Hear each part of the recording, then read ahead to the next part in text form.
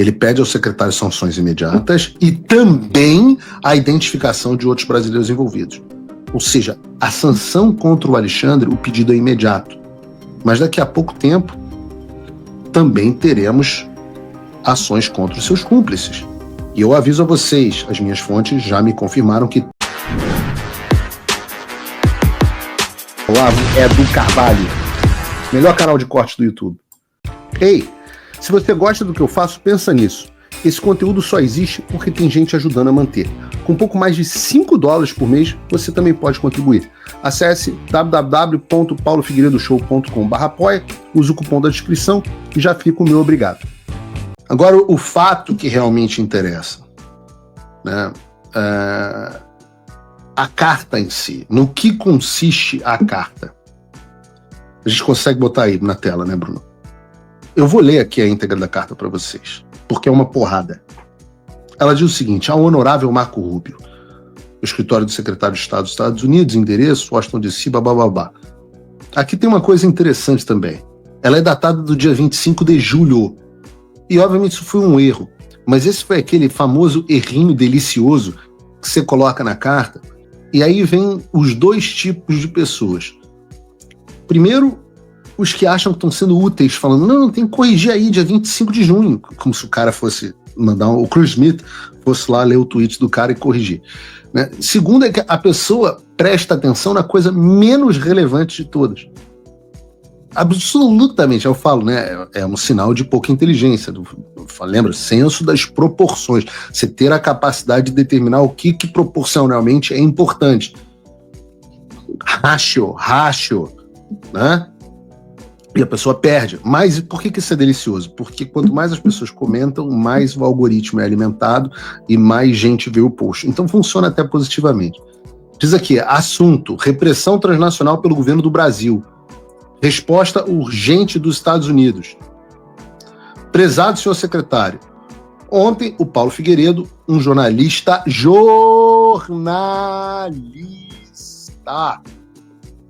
investigativo brasileiro, prestou um depoimento convincente e alarmante, muito obrigado, ao Congresso, alegando que o governo do Brasil continua a perseguir e assediar brasileiros dentro dos Estados Unidos.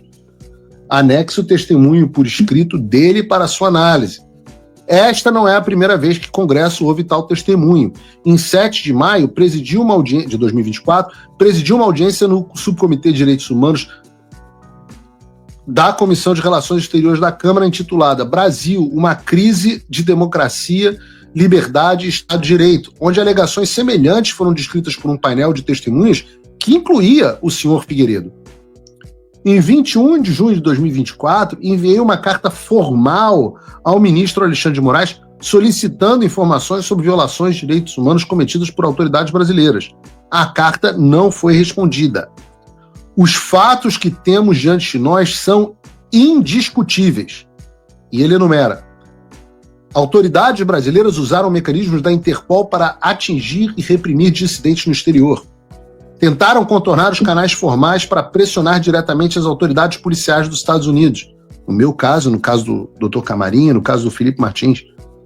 Compeliram ou coagiram empresas americanas a restringir a liberdade de expressão legal. E buscaram aplicar decisões judiciais estrangeiras para suprimir manifestações protegidas pela Constituição dos Estados Unidos. A gravidade da repressão transnacional do governo do Brasil dentro dos Estados Unidos, bem como a sua falta de disposição para responder a preocupações congressionais, tornam claras as suas ações e intenções. Essa situação também é uma preocupação doméstica, pois enfraquece os direitos dos cidadãos norte-americanos, a soberania de nossas instituições e a integridade de nossa estrutura legal e tecnológica. Senhor secretário, parabenizo sua declaração e seu testemunho no dia 21 de junho perante o Comitê de Relações Exteriores da Câmara de que sanções Magnitsky contra o ministro Alexandre de Moraes estão sendo analisadas e são uma grande possibilidade. Exorto o governo a agir rapidamente. Exorto, I urge, né? Eu urjo, exorto o governo brasileiro a agir rapidamente para impor essas sanções e, visando uma responsabilização futura, prestem muita atenção nessa parte. E, visando uma responsabilização futura, a identificar outros funcionários brasileiros envolvidos na repressão transnacional contra brasileiros nos Estados Unidos. Fala, amigos do canal. Tá gostando desse vídeo? Então não esqueça de deixar o like, comente o quanto quiser e compartilhe com seus amigos e inimigos por um Brasil melhor e mais justo. Inscreva-se no canal e nos ajude a chegar a 1 milhão de inscritos. Não saia daí que o melhor desse vídeo ainda está por vir. Melhor canal de corte do YouTube. O Brasil, outrora um parceiro democrático regional, está se aproximando de um ponto de ruptura institucional. Na minha opinião, já aconteceu esse ponto de ruptura institucional, em 2022. Não podemos nos dar ao luxo de nos arrepender no futuro de termos sido omissos quando os sinais de alerta são claros e as ferramentas estão disponíveis. Atenciosamente, Chris Smith, babá, babá. Eu espero que com isso, às vezes as pessoas são lentas, porque eu entendo que não é uma estratégia muito clara, não faz muita parte do dia a dia das pessoas, e também é meu trabalho estar aqui para explicar esse tipo de coisa. E muita gente fica chateada, fala, Paulo, você explica a sua estratégia para o inimigo. Eu falo todos os dias, porque eu não tenho estratégias que o inimigo tenha capacidade de interceptar. Eu não tenho. As estratégias que seriam passíveis de interceptação, essas acontecem nos bastidores, ninguém nem sabe. Se eu estou falando algo aqui, é porque este algo não pode ser interceptado pelo inimigo. É por isso que apenas no domingo nós tornamos pública a razão da minha ida à Comissão de Direitos Humanos do Congresso dos Estados Unidos. E eu, agora, posto tudo isso, explicando a estratégia, eu me assusto ainda como algumas pessoas de direita acham que eu estou brincando quando eu faço essas coisas. Como se não tivesse estratégia, como não tivesse sido tudo friamente calculado, como diz o Chapolin Colorado. Inclusive com os americanos. Achar que tem algum jogo aqui que é acidental é uma imbecilidade. Então essa carta escrita pelo deputado Chris Smith, do Partido Republicano, 24 horas depois da audiência, um cara que também é presidente da Comissão de Direitos Humanos Tom Lantos. O Chris Smith é um dos caras com um sujeito maior histórico na área de direitos humanos, é o deputado mais antigo do Congresso dos Estados Unidos, um dos republicanos mais influentes da Casa dos Representantes, com o maior número de projetos de leis aprovados, e líder nessa história de repressão transnacional. Então, nessa carta, ele não só faz menção a tudo que eu disse durante a audiência, como ele também faz menção a uma carta enviada ao Alexandre de Moraes em 2024, na qual ele pediu informações, noticiamos aqui, sobre violações de direitos humanos cometidas por autoridades brasileiras, e copiando o presidente da Câmara na época, o presidente do Senado na época, e o presidente do STF, que é o mesmo hoje o ministro Barroso. E essa carta nunca foi respondida por ninguém. E aí, diante disso, ele fala que são os fatos incontestáveis, as coisas que ele lista na carta. E uma vez constatadas essas ilegalidades, o que pede o Chris Smith? Eu vou reler aqui ipsis liter.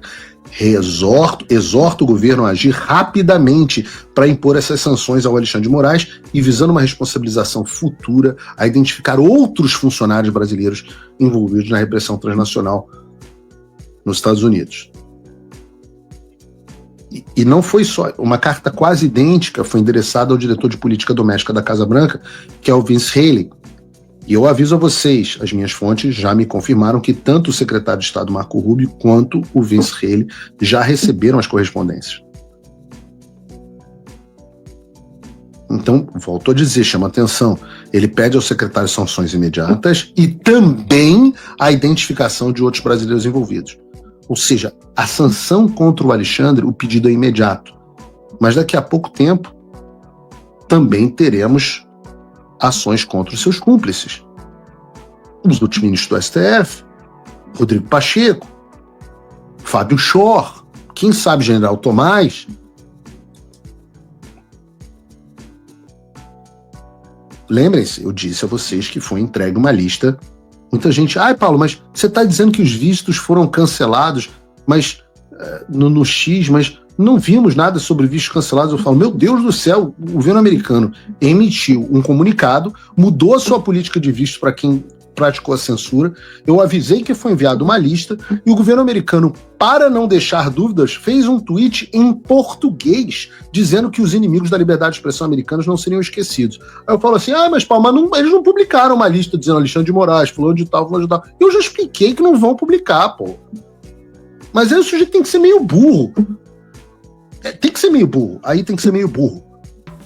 Se você, como eu, tá dormindo mais tranquilo agora que o Trump voltou à presidência, ótimo. Mas e o Brasil? Nosso país continua no buraco. A volta do Trump nos dá esperança, mas as coisas não vão se resolver sozinhas. Vai ser preciso muito trabalho, meu e seu. E não adianta xingar muito nas redes sociais achando que isso resolve alguma coisa. Não tem salvador da pátria, não tem um político que vai resolver por você. A responsabilidade é sua. Eu larguei tudo para me dedicar a isso. E você? Como você pode ajudar sem abandonar as suas obrigações? Simples. Apoie quem está na linha de frente. Sem isso, esse trabalho simplesmente não continua. Acesse www.paulofigueiredoshow.com/apoie e com a partir de $5 por mês, garanta que isso siga em frente. Se puder ir além, torne-se meu patrono Gold e participe do meu grupo privado e ajude a definir as minhas próximas pautas. A diferença entre vencer e perder está na ação. Durma tranquilo, sabendo que você fez a sua parte. Obrigada por assistir o vídeo até o final. Se você já chegou até aqui, confere se já está inscrito no canal e se já deixou aquele like generoso. Estamos quase chegando a 1 milhão de inscritos e a sua ajuda é muito importante para levar o canal Olavo Edu Carvalho mais longe. Até o próximo vídeo, meus amigos. E neste momento é muito fácil aos defensores do plano alegar isso é uma teoria da conspiração.